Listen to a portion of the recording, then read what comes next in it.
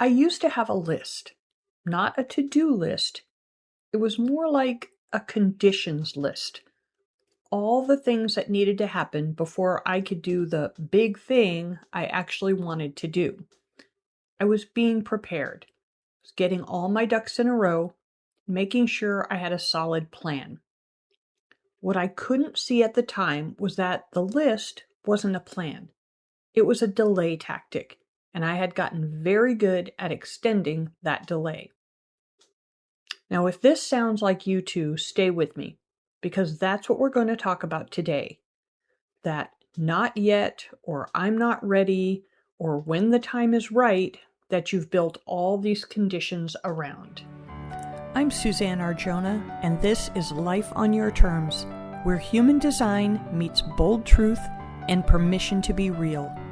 You've played the role, you did what was expected, and now it's time to show up as you. In human design, there is a gate that's all about readiness, preparation, and wisdom. Gate 48, the gate of depth, also known as the gate of wisdom, and it lives in the spleen center. Now that's the center connected to intuition, timing, and survival level awareness. And when this gate is defined in someone's chart, there's an inherent ability to dive deep into subjects, to build knowledge and create a foundation of information needed to take action and be prepared. Now, this isn't an irrational doomsday prepping thought process. People with Gate 48 defined often do develop real depth and expertise. They prepare thoroughly and they know they will have enough when the need arises. This desire to be ready isn't based on fear. But the shadow side of this gate, the conditioned version, is that enough never quite arrives because the gate keeps scanning for depth and keeps finding places where it isn't there yet.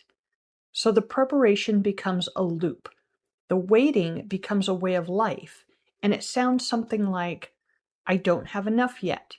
I need more depth, more skill, more knowledge, more time. And that supposed preparation can masquerade as responsibility for a very long time. Now, there was a time in my own life where I lived in this loop. I knew a change had to happen, but I never felt like I was quite ready. Financially, mostly, but it was more just the uncertainty that kept me paralyzed. Where would I live? What work would I do?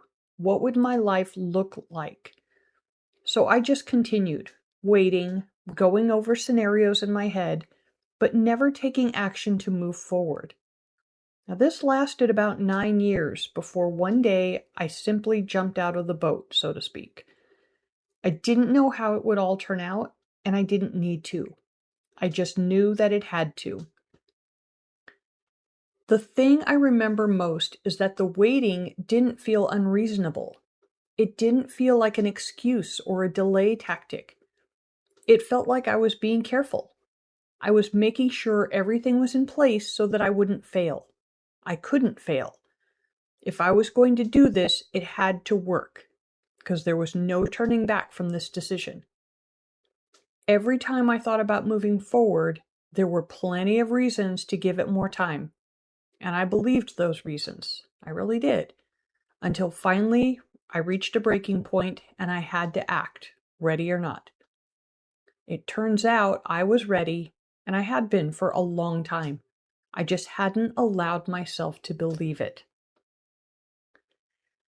Now, something shifts at midlife. I don't know exactly how to describe it other than the math changes. You start doing a different kind of calculation. It's not a crisis. It's more like a reckoning that shows up when you're not expecting it. A moment where you think, how much longer am I going to do this? The job, the relationship, the lifestyle, whatever it happens to be. And for women who've been running this pattern for a long time, that moment carries grief. Not just about the specific thing they haven't done, but about time. about the years that went into waiting that felt like wisdom. And when it comes to gate 48, here's where it gets harder to spot. Depth seeking can tip into avoidance and look exactly the same from the inside. I need to know more can mean genuine curiosity, or it can mean I'm afraid to begin. The preparation can serve the goal, or it can serve the fear. And both versions say the same thing. Not yet, not quite. I need a little more time. I've sat across from women who've been preparing to live a specific version of their life for 10, even 15 years, waiting until the kids were grown, until they had enough money saved, until they felt more confident, until they knew enough. And what you can see more clearly from the outside is that every time one of their conditions is met, the goalposts move. Every time one condition is met, another one appears. The list doesn't end, it just evolves. Now that's that gate doing exactly what it's designed to do in its shadow expression, protecting you or keeping you from beginning. So the question I want to leave you with isn't, are you ready? That question is part of the loop. It keeps you inside the same framework that's been keeping you waiting. The question I'd rather you sit with is this: what have you been waiting for permission to do? Not what do you need to know first, not what conditions still need to be met. What is the thing, the actual thing that you've been preparing for, maybe your whole life, that you keep not starting? The question was never really whether you were ready. The question is what you've been using not ready to protect yourself from. If something in this episode cracked something open for you, I'd love to hear about it. That feeling of recognition you're sitting with right now, that's worth following. My calendar link is in the show notes. Let's look at your design together. So thanks for being here with me today, and I will see you in the next episode.